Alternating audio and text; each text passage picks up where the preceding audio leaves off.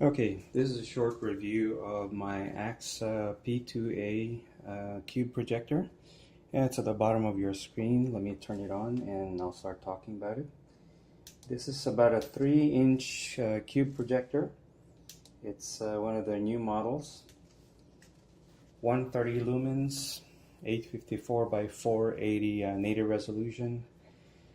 Built-in Wi-Fi, Bluetooth, Android, and a lot of inputs, namely USB, mini HDMI.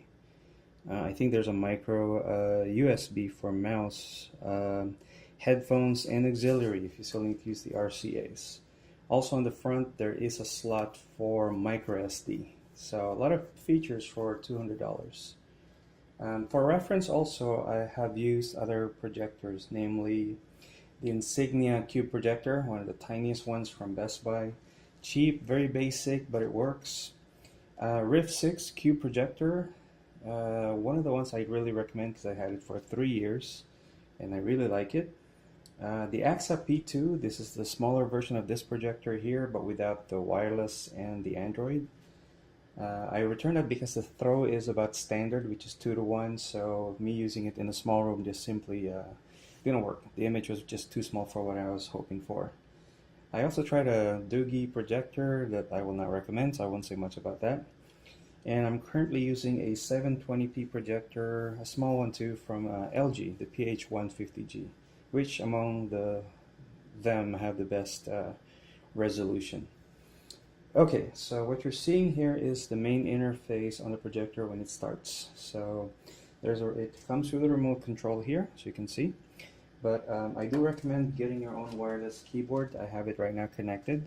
This is by Logitech. I'll just put all the links at the bottom later, so for reference and if you're interested on checking them out. If I'm watching cable or from my satellite box, I'll click videos, and that's through my HDMI. Or I'm sorry, that's the video in. Videos will be for the videos on USB, and I'm also assuming if I'm watching it from the micro SD. And I think the rest will be the same. Photos, the documents. This is for the RCA, obviously. There is a browser. I use it, it works. The apps, I think all the Android apps are here. It brings it like an Android-looking interface. The settings for the projector and Android, mirroring. I haven't done this at all. And this is where I usually go to if I'm not hooked up to my satellite box. So as you can see, it has built-in apps already. So for someone who's using any of this is just out of the box. It will connect to you connect it to your wireless and you're up and running. So let me just go ahead and run the YouTube app here.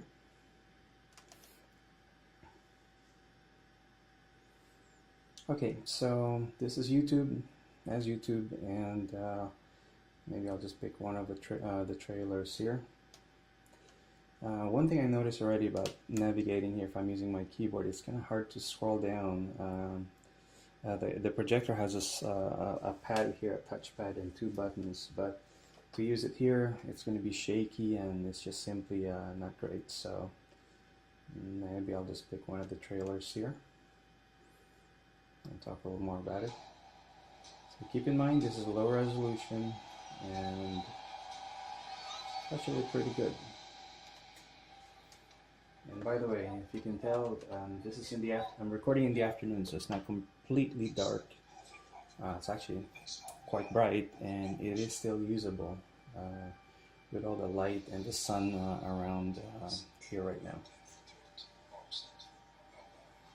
The volume isn't really that great, but then again, keep in mind, this is a very small projector. It's just about as loud as the other ones that I've used. The colors and the brightness, I think for this is kind of limited. When I get to the settings, there's only a few settings for color and brightness. I think 3 on each. So for brightness, I believe the eco, the standard, and maximum, I believe. I mean, not use the right word.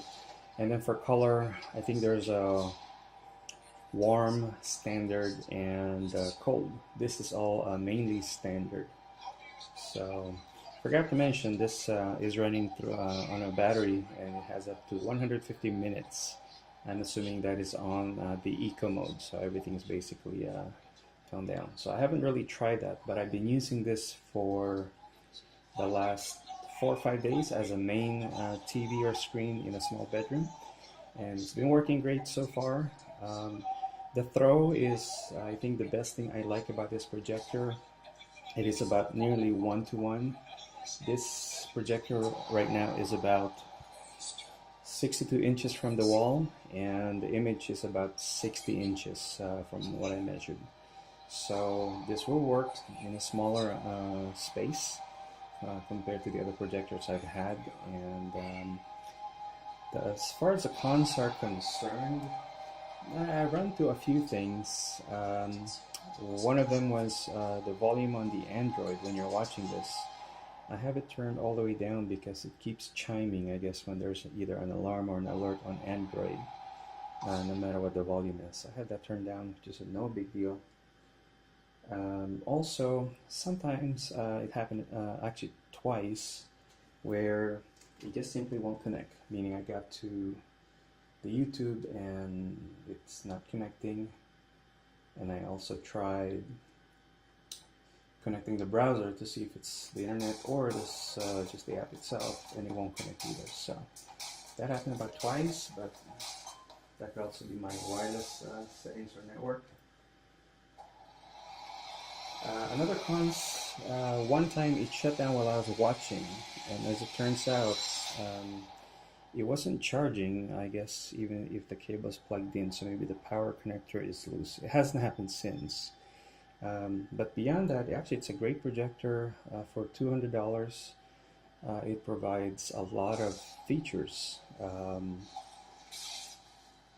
that I mentioned earlier. The links will be down again, including the projectors I own and recommend.